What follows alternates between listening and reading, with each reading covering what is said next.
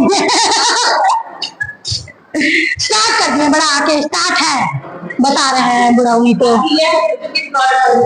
आगे वाला सुनो ना मुझे आगे वाला काटने आता है ना चालू गए।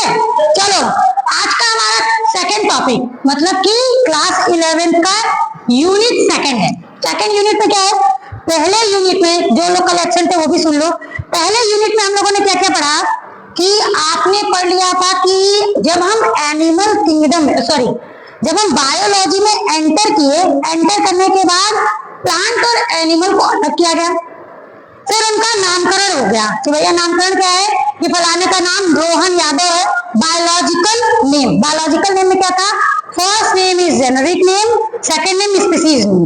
नेम खत्म होने के बाद आया आपका बाइनोमियल नॉमेनक्लेचर, ये नामकरण पद्धति थी। उसके बाद आपका आता है क्या, two kingdom system. Quick revision देख लेते हैं, टू किंगडम सिस्टम, प्लांट और एनिमल। उसके बाद आपका आया प्लांट और एनिमल के बाद five kingdom system. Five kingdom system में क्या था, मोनेरा, प्रोटिस्टा, फंजाई, प्लांटी और एनिमलिया। फाइव किंगडम सिस्टम पढ़ लिया। हम लोगों ने सेकंड चैप्टर में टू किंगडम सिस्टम पढ़ा और उसके बाद थर्ड चैप्टर में प्लांट किंगडम पढ़ लिया, फिर एनिमल किंगडम। मतलब नाम भी रखा गया, उनको किस किस फैकल्टी में रहना है, ईच एंड एवरीथिंग खत्म हो गया। अब हमें आ रहा है सेकंड यूनिट। सेकंड यूनिट के फर्स्ट चैप्टर का नाम है मॉर्फोलॉजी ऑफ फ्लावरिंग प्लांट।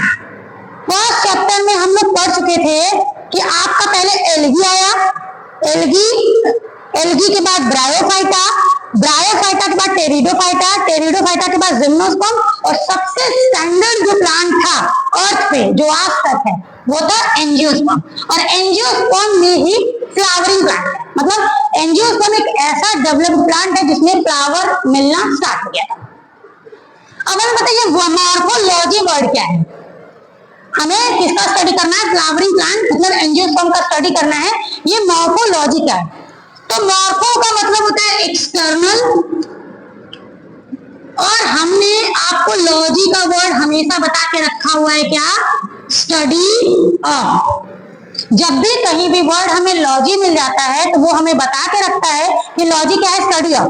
जैसे सिंपली हम बीमार हुए तो फिजियोलॉजी, हार्ट की बीमारी हुई तो कार्डियोलॉजी, नर्व की बीमारी हुई तो न्यूरोलॉजी। तो इसीलिए लॉजी वर्ड रिप्रेजेंट करता है कि मैं कौन से फैकल्टी में, कौन से डिपार्टमेंट में अपना इलाज करवाना है या कौन से विज्ञान का हम स्टडी कर रहे हैं। और अगर हम वर्ड लगा लेते हैं लॉजिस्ट, न्यूरोलॉजिस्ट मतलब नर्व का डॉक्टर, कार्डियोलॉजिस्ट मतलब हार्ट का डॉक्टर, फिजियोलॉजिस्ट मतलब सर्दी जुकाम बुखार का डॉक्टर। तो मॉर्फोलॉजी में क्या है, एक्सटर्नल स्टडी करते हैं किसका, हम फ्लावरिंग प्लांट का। अगर कोई प्लांट है फ्लावर वाला, उसमें एक्सटर्नली क्या क्या चीज हमें दिख रही है उसका हमें स्टडी करना है। क्लियर। अब उसके बाद हम लोग आते हैं कि किन किन चीजों का स्टडी करना है। तो फ्लावरिंग प्लांट में सबसे बड़ा प्लांट है एंजियोस्पर्म, उसमें क्या क्या हमें दिखा है, रूट, स्टेम, लीफ,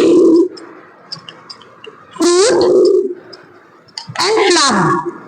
ये पांच चीजें जो हमें मॉर्फोलॉजी में किसी भी बड़े प्लांट को जब हम देखते हैं तो ये पांच चीजें हमें क्लियरली दिख जाती है। एक तो रूट, सबको पता है। अगर हम नहीं भी पूछना चाहें, अगर हम आपको कुछ भी रूट के बारे में नहीं देते, कहते हैं कि राइट समथिंग अब 3 या 4 पॉइंट्स अबाउट रूट, आप आराम से लिख दोगे। अंडरग्राउंड पोर्शंस होता है, take minerals and nourishment, run water absorb करता है। तो रूट के बारे में आप सबको बहुत कुछ पता है। अब हम लोग स्टार्ट करते हैं कि पहले देख लेते हैं कि मॉर्फोलॉजी कौन कौन चीजें, रूट दिख रहा है, बाहर का जो पोर्शन है, जो बाहर की बॉडी है वो आपका स्टेम है। आपको पता है स्टेम से there are so many branches निकले होते हैं, ब्रांचेस पे होते हैं लीव्स और लीव्स के आगे वही कंटिन्यू करेगा तो फ्रूट्स एंड फ्लावर बनाएगा। क्लियर। मॉर्फोलॉजी चैप्टर में, इस चैप्टर में हमें क्या क्या चीजें पढ़नी है, तो प्लांट का रूट कैसा है, स्टेम कैसा है, लीफ कैसा है, फ्रूट कैसा बनेगा और फ्लावर कैसा बनेगा। Is that clear. अब हम चालू करते हैं द पहला topic of the chapter which are called root. अब आप सबसे पहले बेसिक सी चीज सुन लो जो क्लास 11 से अभी नहीं बताया गया, थोड़ी देर बाद बताया जाएगा। जब भी कोई सीड आता है, जब भी कोई सीड प्लांट में जर्मिनेट होता है तो उसमें दो चीजें मिलती हैं। ठीक है, ये आगे चलकर भी आपको मिलेगा लेकिन हम आपको अभी बता रहे हैं। जब भी कोई छोटा सा सीड है, जब भी जर्मिनेट करना चाहेगा, तो एक ऊपर का पोर्शन होता है जिसे हम प्लूम्यूल कहते हैं, और एक नीचे का पोर्शन होता है जिसे हम रेडिकल कहते हैं। ठीक, रेडिकल हमेशा रूट बनाता है और प्लूम्यूल हमेशा शूट बनाता है। शूट मतलब स्टेम। जब भी सीड लेते हैं जमीन में बोए हुए हैं, अगर हम सीड को देख रहे हैं तो सीड कैसा दिखेगा, तो सीड में दो पोर्शन कैसे निकल जाएंगे, तो नीचे वाले पोर्शन को हम लोग रेडिकल कहते हैं।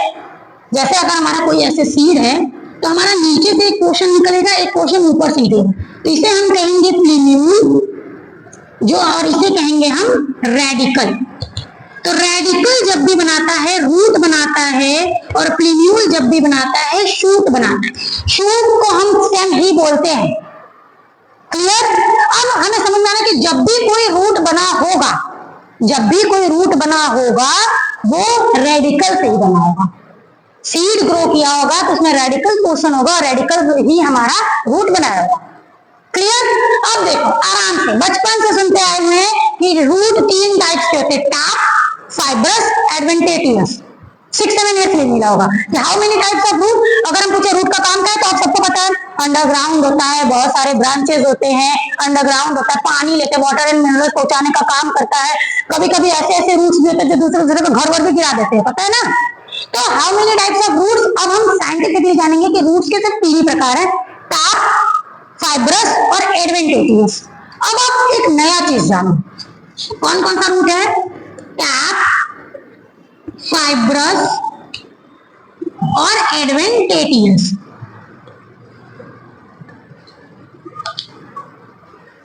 क्लियर? अब एक और इंपॉर्टेंट चीज जानिए,